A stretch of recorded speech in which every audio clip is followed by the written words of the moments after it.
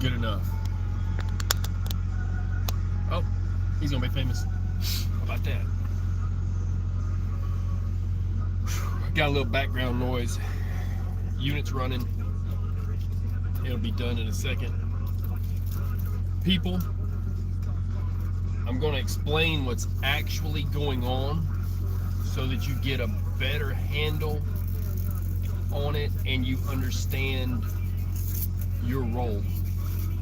So, I got a lot of intel, and as soon as this unit kills out, it should kill out in a second. I'm waiting. I'm kind of stuck. That happens sometimes as a driver. So I had a minute. I wanted to go live on this the other day. I already knew this was coming. I knew it because it's in a book. It's in 2 different books. Everybody who has ever studied warfare can tell you, there we go, unit killed out. Anybody who's ever even considered the thought of warfare understands that there are tactics to it. Russia currently, think of it like a playbook if you understand football. Anybody that gets football, you'll understand this. Coaches have a playbook. They can pull any play out of that playbook. They can make up a new play, right? Like a flea flicker, or any kind of play they can think of. They can make it up. They can get an old playbook from like an older coach, like Bear Bryant or somebody that, hey, let's throw this in there, I formation, something to throw them off. In warfare, you have playbooks. You have to understand flanking maneuvers. You have to understand the difference between declaring war from a higher elevation versus doing what you never do, which is you never declare war from a valley. That just does not happen. So and that has an other connotation to it. Basically, it can also mean if you don't have resources, a good supply line, if you don't have enough troops, and if you don't have enough gunpowder and lead, you do not declare war at all. That can be considered a valley. And because of your strategic placement, you would not want to be in a valley and try to declare war, because you could be shot at from all sides, surrounded. It's called crossfire. You are on the lower ground. You're not on the higher ground. It's not about moral higher ground. It's about, in warfare, it's about being on higher ground than your enemy. You can see them. It's easier to go downhill than it is to fight an uphill battle. You don't have to try to take a hill. You're already on the hill. It's hard to defend a hill sometimes, but if you are in a canyon and you have the rim of the canyon and your enemy is in the valley, even if they have more numbers, you can defeat them. There's different tactics. So once you understand these things, even though you are not a soldier, you are right now, we are at war. I say we because it's all inclusive. If you are a secretary sitting at a desk, you're still in the middle of this thing. Okay? Just because you may be a conscientious objector to war, you're still in the middle of this thing. Okay. Once you get that into your head, you can understand where I'm talking right now. The tactics that are currently being used against us are as old as time itself. If you can't get to water and food, you can't fight a battle. They are cutting off our food supply. if they can, by messing with our fuel supply, which is our supply line. I cannot bring food if I don't have fuel at the pump. It's greater than just gas for cars, people. It's diesel for trucks. It's the supply line of America that they went after. This is a bigger thing than, oh, there's a little problem at the pump sometimes.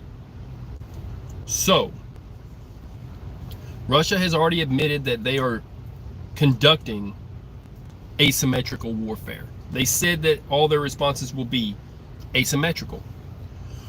Once you understand that, let's go further. All right. So they wanted to take Crimea. And so they didn't get the water because they cut off the water to Crimea.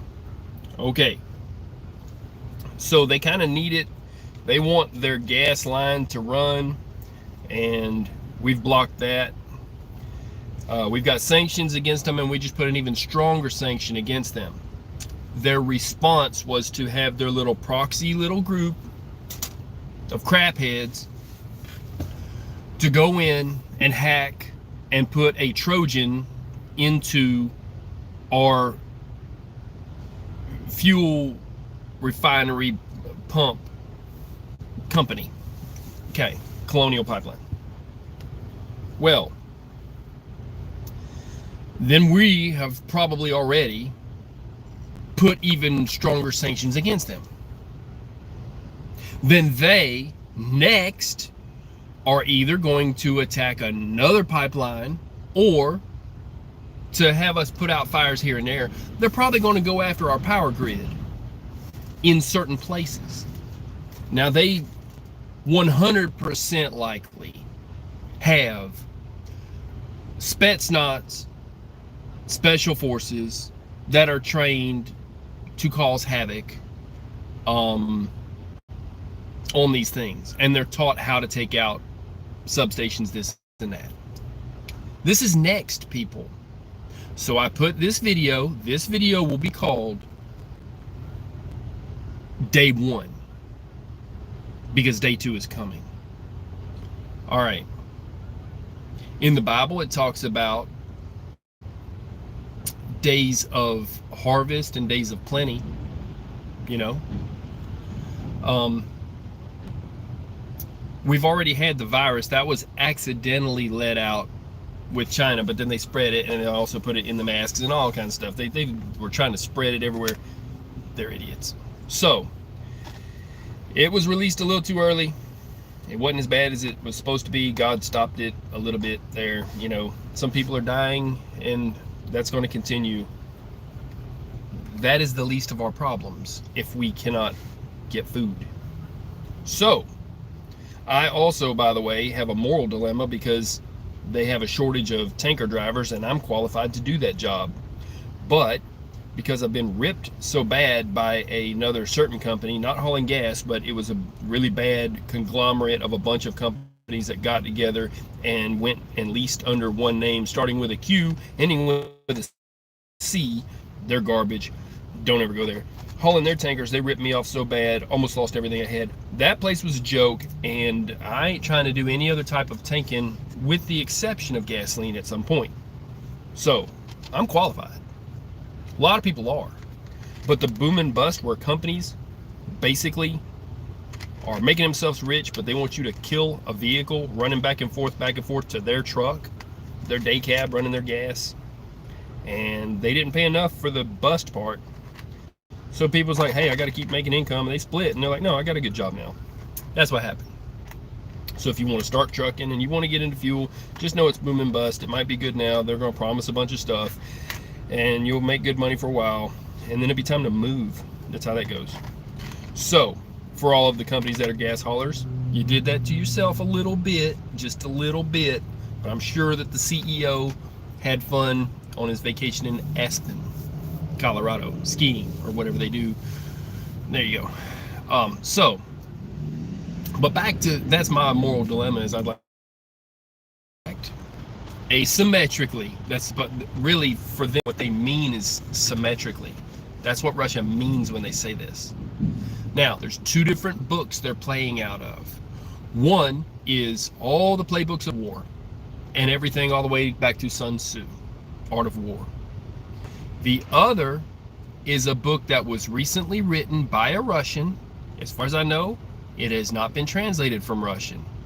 However, in it, it speaks of different tactics to, it's not even so much about war as it is a book of getting Russia back to where they think it belongs.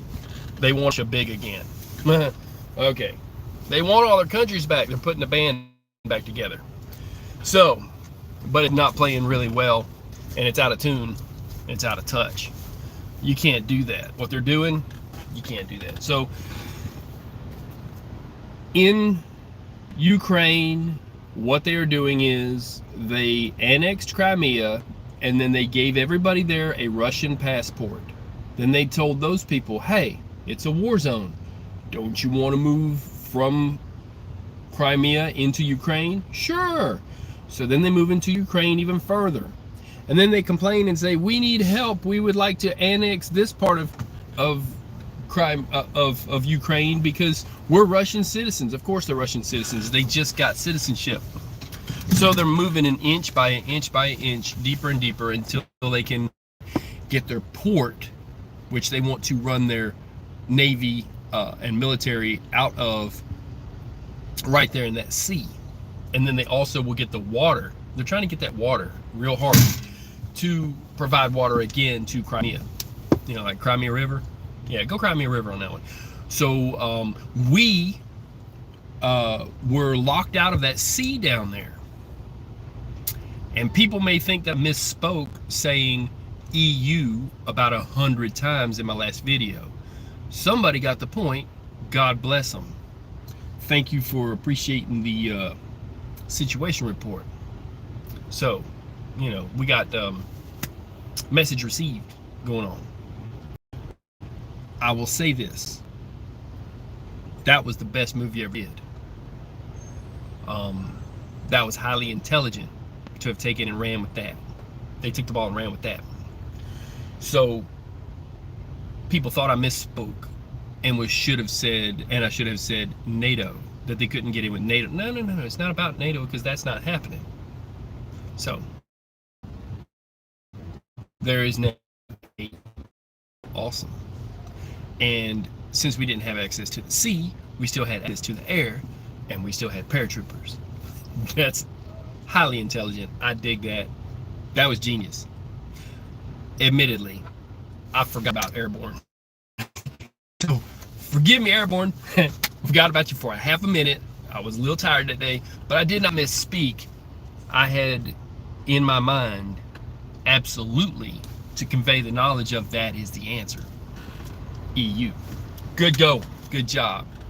Job well done. So what they're doing though, so we do have a little presence, and what they're doing for TAT, but it's bigger than that. And I ain't trying to just rhyme, but I mean, that's what it is. This is asymmetric warfare. We are in it, people. We have just taken a hit to our infrastructure, courtesy of Russia. Let there be no mistake that we absolutely know that that group is a force of Russia. Russia has, I guess, what is it, about 1,000 or so of them that sit around behind computers and try to find out how to hack our stuff, but it's not as many as China. However, they don't have to be. They can already turn off the internet. If you're fooling yourself if you don't know what happened to Facebook a while back and to all these other, it was. Of course it was Russia. China only did a little hack. They were mad about that movie, okay, from North Korea that they did a mock story of what would happen about if they had taken out the North Korean leader or whatever, and that was just against those people, and that was so strategically placed. Russia's doing something different. They can turn phone lines on undersea cables with switches. They've got them down there. They just hit a button. Oh, you lost this, and it's specific. They know which line's what.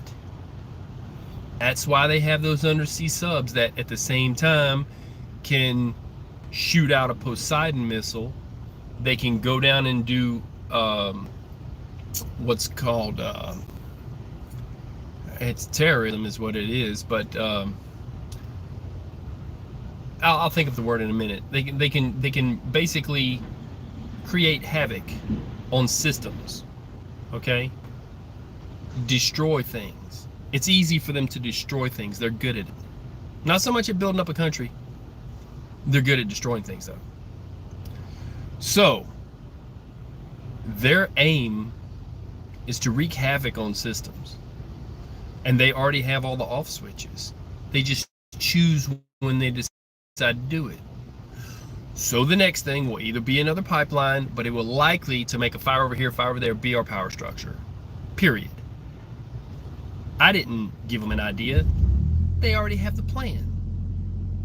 They already have it. And those subs are designed to go down, and they can lay mines.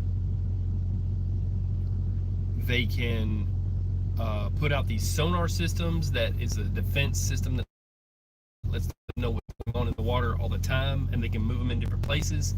It's a defense. It's a like the Ring doorbell kind of thing, you know. It's a thing that they put down there, and it's all one system, and it works with the Losharic and all of the mini subs. It works with the bigger subs, which are the Delphin class or Delta class, whatever, the extended submarines that are now big enough to strap and carry a mini sub underneath them.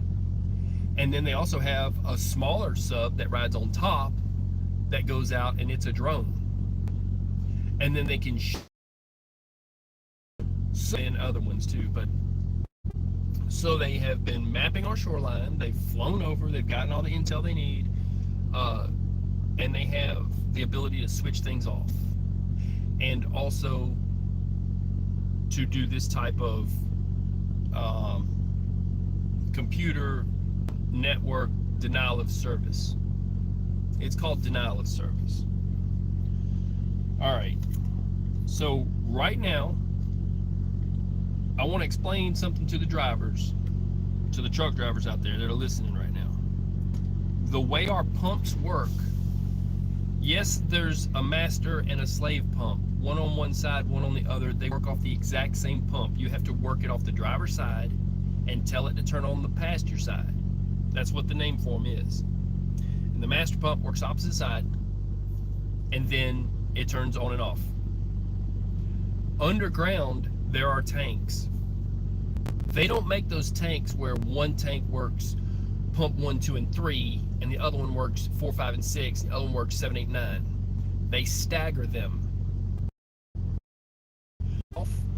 At the Flying J is they're putting ribbon across every other fuel aisle. What they are doing in the north is they are just bagging the pump. So take heed and be mindful.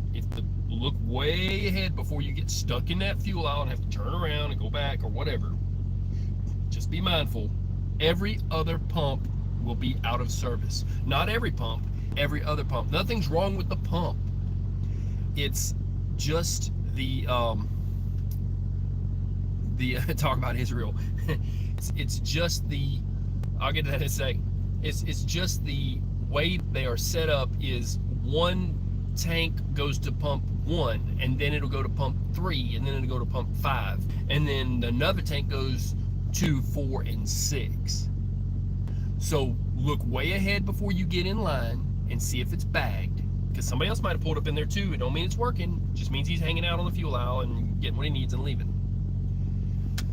All of them are doing that. They're not completely out of fuel, but they're low and doing this and that, or they're just, pumping up into one tank. So they'll let one get low and use one tank. And then some of them will be roped off though. The Flying J shouldn't be doing that because it's going to mess with the traffic flowing through the fuel stop. So if you work Flying J, y'all need to stop doing that. But this is going to mess with commerce. This is going to mess with everything. Before you go into the Northeast, I highly recommend fueling up. fuel up early and often. All of us. We are wrapped up in this now. And now they're messing with, go ahead, Russia. Go ahead, play your little game. In the end, the ruble will become as worthless as rubble. So I want you to find that word synonymous. And if someone in Russia is listening, listen to this word synonymous. It means known as also. One word is the same as the other. The value of the ruble has already gone down because of the last sanctions. So they want to mess with our food and they want to mess with our fuel supply. I'm just telling you how it works, in the same way I explained that they're playing out this playbook and reading this book that says how to make Russia great again and to get our country back. And we will have to, basically they say they will have to have the United States have all kinds of havoc that they wreak on us that we'll have to take care of and put fires out here and there, and thinking it'll keep us too busy to do another thing at the same time, which is to stop them from taking back over all of their old countries. So they already fought them in Georgia, that country over there, and now they're having to fight them in Ukraine. There's fighters from Georgia fighting them in Ukraine. So just know this. We know your playbook, and we also know of this book that you're reading to make Russia an empire again. Okay, so you messed with our food supply. It's my understanding that Russia eats 40% of their diet is their ice cream. It's really great ice cream. It's supposed to be the world's best. They like it so much, and everybody in the whole world that's ever had it loves it. It's phenomenal. I wouldn't eat it because of the poison state. This in the context. If they are currently eating 40% ice cream and they keep playing this game, not only will the ruble be worth rubble, in other words, the money will be worthless, but their diet may consist 100% on ice cream if they have a hard time getting food. And this will be asymmetrical warfare. So just how symmetrical or asymmetrical they want is what they get for themselves. It will be of their own doing. So don't cry in your ice cream, Russia. Nothing against the people. They're fine people. We have been brought into a conflict, and now it's messing with hardworking Americans' money. You're jacking around with something you didn't know nothing about. It's called We the People. Welcome to us. Enjoy your ice cream. Now, you want to talk about Israel?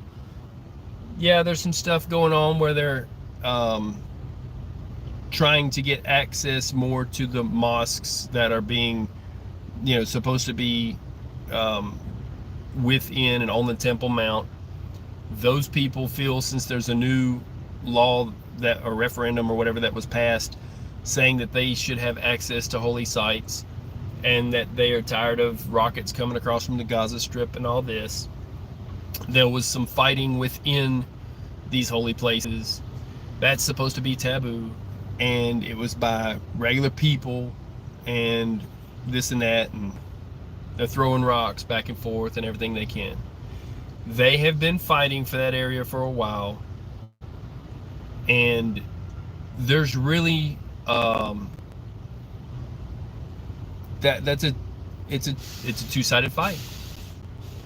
There's no real answer to that until they stop fighting and come to a table of agreement. There's been people that have tried to broker peace between Israel and the Palestinians for a very long time. That is their conflict. It's not even for me to be a part of. The guy wanted me to talk about it. I'm like, well, I understand what's going on over there. It is secular, it's religious, and they're cousins. They need to get along. That's where I'm at. They are cousins. They need to wake up and realize it. Okay? So, it was two brothers, So,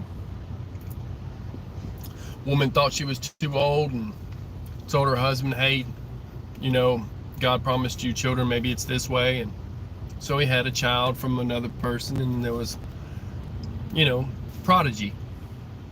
They're cousins. because they originally were brothers. There was not supposed to be indemnity or strife or fight between them. They need to start getting along. Period. Their own books. Know where they came from. If they split religions, fine. But you can't split a bloodline. They come from the same cloth. They need to realize it. The Hasidic Jews realize it. They don't always, become up in arms. A lot of them have gotten along. The ones that are in the Gaza Strip need to stop throwing rockets. The problem is they let Hezbollah take over their government, and that's a warring terrorist organization. Period. So, if you fall under an umbrella of a terrorist organization and they start mess, then you wind up in the fray. That's kind of bad. It would be great if they had a different leadership that could get along, and if there could be peace. Everybody wants that. So, everybody but Russia, they want to keep stirring the pot. And China is using this opportunity to try to go against Taiwan, and also India, because there's been some full-on fighting between people in the Chinese army and people in the Indian army, like full-on fighting. China's wanting to say, hey, this is our border, we're moving it to here. And then they put a bunch of troops there. Oh, and by the way, it just moved again. It's getting a little kind of crazy with India. They're going to mess around with India. India is highly intelligent. Boy, howdy. They're going to mess around. India's going to buy something like a submarine from Russia or something, and China's going to wish they hadn't. So, man, he's getting it down, ain't he? That dude flew by. So, they're messing around with the American people at this point, and it's absolutely the Russian government that had them do that.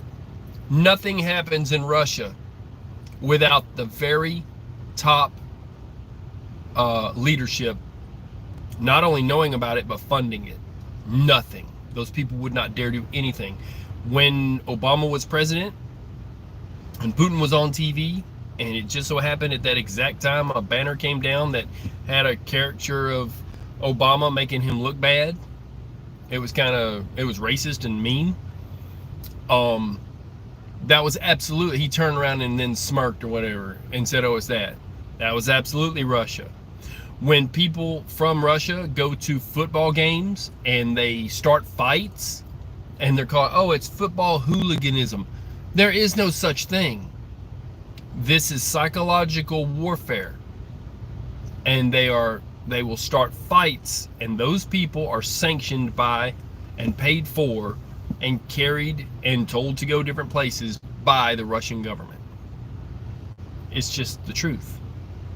Nothing happens in Russia without it being sanctioned by their government. Nothing. And no one leaves Russia unless they're a spy or they were told to go here, go there, and do this and do that. They can't move between different areas without papers, permission. It's not free. It's not how it works. That's why they couldn't leave. Even Ukraine had an issue. Those people would like to leave that place because it was under the same type of leadership sanctioned by Russia. So we're at war. It is truly a symmetrical war. At this point, it is chess. And Russia's trying to play chess. And they don't understand that when you try to play chess with the U.S. will basically kick the board over and stomp all the pawns and queens and knights into dust. We don't play chess very well. We're like, no, we're not playing your game. That's kind of how that's going to go. So I would look for little green men here, period. Say what you want. When it happens on the news that the power structure goes out and it's not from a computer hack, come on back and talk to me. Did I do it? No. I was trucking. Did I know about it? Yeah, and everybody should have. This is not a black swan event. In case you don't know about the black swan, I can explain that too. A very long time ago, in Roman times, they would tell people, like how you would say rare as a hen's tooth, because, you know, believe it or not, sometimes you might see something like that, but genetically they're not supposed to have teeth. Well, in Roman times they had a saying that they would say, you would sooner see a black swan than for this thing to happen, which is a rare thing to occur. Or if you say, oh, before they'll do that, you'll see a black swan. In English times, they pushed it, and they were even like made it like when pigs fly. No one had ever seen a black swan until they went and started traveling and journeying on. And okay, so they should have seen it coming, but they did not. That is what a black swan is. Just because you haven't seen something before does not mean it does not exist. And also, the situation that you did not expect to happen could be a black swan if it does happen, but then in hindsight, when you look back, you will think, I should have seen that coming. Just like when they cut off the water to Crimea. It's the oldest Roman tactic in the book, or before Roman times. I keep using that as an analogy. Romans did it a lot. They would cut off people's water. They would surround the city and cut off their water supply and ask them to give up if they don't mind. That's how, and it works. It works. They had the aqueducts that went into Rome, and they had water everywhere. They knew. That's why the name Pope is for the person that builds a bridge between man and God. The name Pope was given to a bridge builder, and they were lifted up in the society as a great person. Someone who builds bridges brings you the water. They're a great person. The Pope. A Pope is a bridge builder. The Pope, that title was given to him. He builds a bridge between man and God. So it was thought of even back then. It was smart. Hey, you got to take care of your bridge builders. They bring the water. In the same time, when they had war, they would cut off the water in places, and those people would surrender. You can't live without water. So who saw that coming, right? That is, for Russia, possibly a black swan. But then they look back and they say, oh, we should have seen that coming. Who didn't know that you could cut off water to a place? Well, see, this is not a black swan that they will mess with our power grid. This is a play out of the oldest playbook ever. You cut off their supply line, number one. They've jacked with our fuel, knowing that by default, by de facto, this would hurt our supply line, not just our people, and it would have a second consequence of wrecking our economy. Not wrecking completely, but just enough. They figure, well, you're sanctioning us, and you're stopping us from having our little oil line down here, we're going to mess with yours. Don't get it twisted, and don't think it's not Russian government. It's absolutely all about them. It's their handiwork, and it's in their playbook. And the group that's supposed to be responsible, it's not even about them making crypto money. It's not about money at all. This is just them trying to punish the United States. This is a war tactic, and they did a little. And so things are going to be more expensive, everything, because everything goes on a truck. And it's going to mess with our supply line, and it might have some serious effects on people. What if you needed to get to a hospital, but that, the ambulance service happens to be, low on fuel or something weird? I mean, everything could affect everything. You're going to see some dry shelves, certain items. they've done some serious stuff. I wouldn't put it past them to have digitally flown over and taken out the electronics on that cargo ship that stopped up the canal. I would absolutely attribute that to them until otherwise. You know. So they're doing the most, is what they're doing. Right now, Russia is doing the most. People don't understand what I'm saying, they understand what I'm talking about. They're doing the most. Like every single trick in the book. Because it cost them all their money to put those troops down there on the border. They're not doing, you know, they don't have all that much economy. They do have a lot of gold they got from Venezuela and some places. But their economy is on a decline. The people aren't even with the government as much as they want you to think that they are with them. They're not. So he doesn't have a great approval rating. And they're even against their opposition that was trying to run for presidency there. And he's in prison. They poisoned him and he's on a hunger strike, or on off of again a hunger strike. They won't even let him see his own doctor.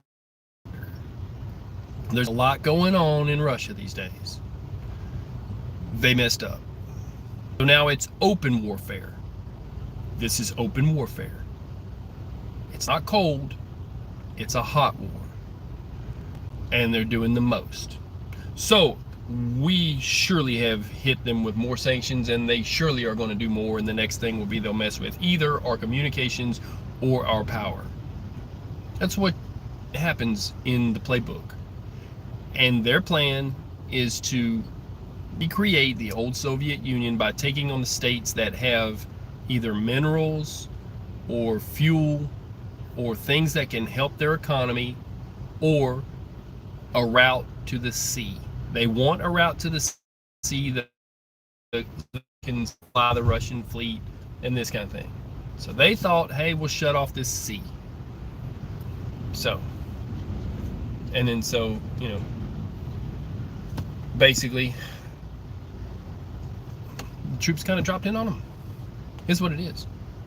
They're messing with our fuel and our money. Anybody wants to say anything, go ahead. I'm not trying to monopolize any kind of conversation. I was just getting thoughts off my mind, and I wanted people to know what's going on. We are at war. That just is what it is. You know. Let's see here. Andres Brasileiro from Andre Truck. Okay. What's up, Andre Truca? So, yeah, so for us, just know that every other fuel pump works off of every other tank, and it may sound like a plumbing nightmare, it is, but that's how they plumb them. So when you come up to the fuel aisle and every other one broken, it's not because they're broken, it's because they're running one tank to know how much fuel they got, and so they're like down to one tank. That's what's up. And at night, waiting on an extra delivery or this or that, it might be at a certain time you have to wait a little bit. Oh, we're getting a drop in just a bit, or the fuel guy will just be right here. Plan for that. I'm going to give some advice. At the end of your day, pull into the fuel aisle, fuel up, do your post trip. Done deal. That way you don't wake up the next morning to, uh-oh, I don't have fuel and can't deliver. Now, that's not my situation. I'm sitting on a super single on an aluminum rim that had a plug in it, and the plug went south. So I'm fixing to roll into this shop, get this knocked out, and I'll be rolling on my delivery. Stay loaded, stay making money, people. God bless you. Anybody want to say anything, go ahead. Just a little check-in, a little heads up on the situation. This will be one day. Now, granted, the virus could have been, no. I'm talking about just this warfare. This is one. Two will come when I speak on them messing with the power grid or messing with our telecommunications. Or if they shut down Facebook or Twitter. These are the things, they will be numbered. I am not predicting these things from intel that I've gotten from angels. I am giving you, this is straight out of a playbook. Anyone can read this. Anyone can see this coming. I don't have to go without sleep and pray for the answer to this. It is right in front of us. Okay? It's just how it is. They decided to do this. They took on the mantle of war. The ruble will be rubble. And I hope they like ice cream. I'm having some pancakes. That's what's up. And they also want to build up now tourism to Russia. You would be stupid to go there. You'll be a pawn in a chess match and they will use you or poison you or kill you. Or they'll say, hey, come be a Russian citizen. And they'll move you to Crimea and deeper into Ukraine so that you can say, oh, I need help. And look at all these Russian citizens we have there we have to protect. They will use you. You'll be used. They tell you where to work if you're ever there. It's not a thing to live in Russia. You are owned by them. And keep in mind that they had a bunch of POWs that built the Siberian Road and that built places there that were our people that they took and never admitted to. They were supposed to bring back our guys that was in the European theater. Instead, they took them as slaves and they kept them in the Russian gulag. I don't care who tells you different. This is what happened. They worked until they died. They froze them to death.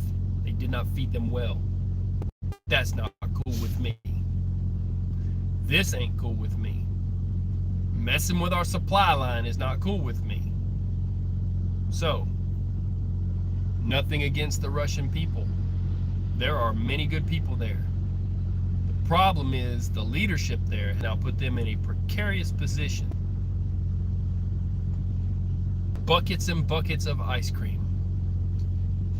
And then there'll be tears to fill them back up when they're done. It's going to get rough for them. I can assure you this. It's not easy for Russia. Not after this. So, plus you're messing with rich people's money because they've got stocks in this fuel stuff. Kind of a thing. They kind of messed up there. Now, sanctions? Yeah.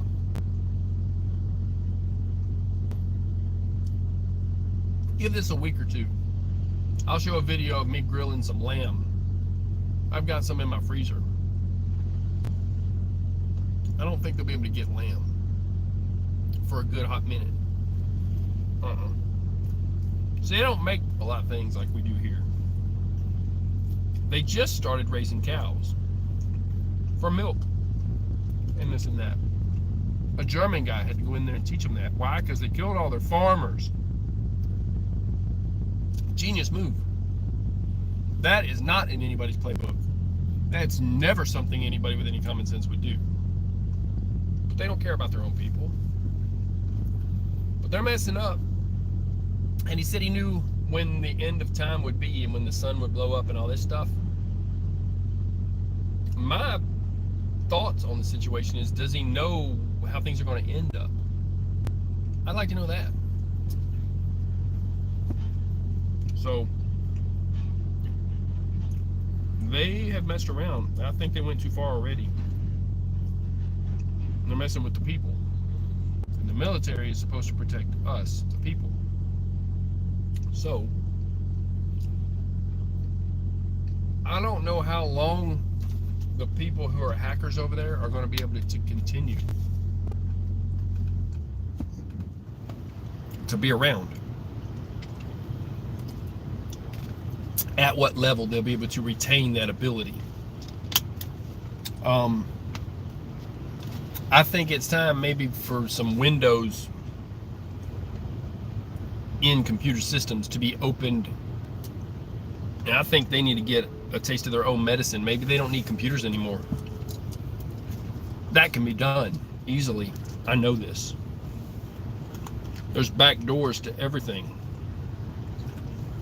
So, my opinion is, maybe their little keyboard warriors need to have their swords taken away. I think it's time for a little Russian virus. Not to the people, to their computer systems. That's what I think. That's just my opinion. Just an opinion. then they won't be messing with stuff. Give them something else to do. Make them farmers. There's an idea. When there's no more computers working in Russia and they have a shortage of chips and everything's gone messed up on their systems, they don't work no more. Put those hackers that did this to us plowing rows in a field by hand. Give them some good hard work. That's my thoughts. Anybody else got thoughts? That's my thoughts. So, messing with the livelihood of America, messing with our supply line, Russia, you suck. You're welcome. That's from me. And from all the truck drivers like me, that you're throwing a wrench in the machine that we call America. I'm gonna get off this thing before I really get started. Anybody else got anything to say? I'm gonna give you a minute and I'm getting off this thing. But it's been a really good chicken biscuit. And you think that you did something, Russia, but you just kind of caused yourself more heartache. You know. But this chicken biscuit's better than ice cream. Oh, and we got ice cream too. Just so you know, we got ice cream. It's just not our main source of food. We got choices over here. Yeah. God bless you, people. I'm gonna get off this thing. At some point, we're gonna get going. I have a pit crew here. Take care of some stuff. This will be day 1. Day 2 might be in a week from now. But it will be when they try some more mess. And it's all they have left is to break stuff. They can't fix anything. So they can make all the super wonder weapons they want. Messing with us though, yeah, the ruble will be rubble. It'll be worthless. You'll be sooner able to pave a road with rubles because it will be cheaper than buying bricks and asphalt. I got a pretty good idea what's going to happen. I'm going to get off this thing. Y'all stay safe. God bless you. Drivers, y'all be careful. Fuel up. I'm out. Peace.